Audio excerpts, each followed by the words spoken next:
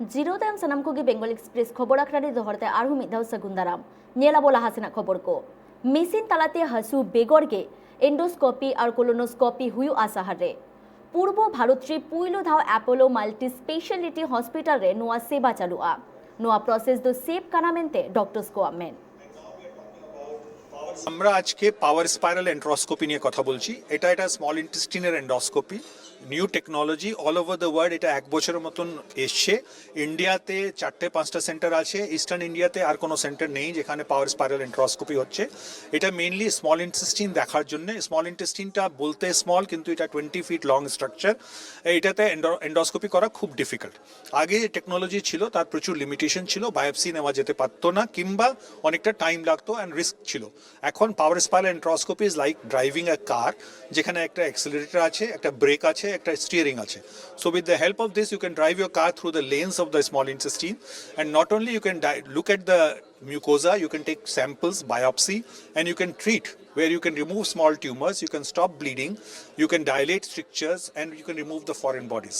So my own feeling is that it will reduce the requirement of surgery in a significant, if not majority of patients of small intestinal disease. But I must say that it is not replacing the conventional endoscopy and colonoscopy. It is primarily for the small intestine and not for stomach and not for colon. Cost depend kore, but it generally in a private setup like ours, it will cost between 30,000 to 50,000 rupees.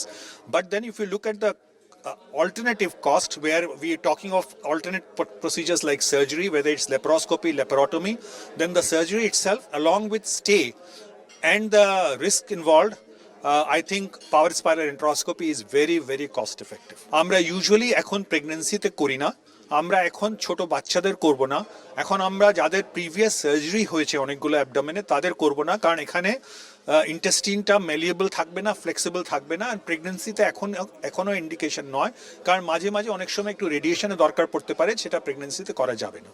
So we don't do it in pregnant ladies. Usually টাইমটা compare to the previous procedure অনেক কম time লাগে।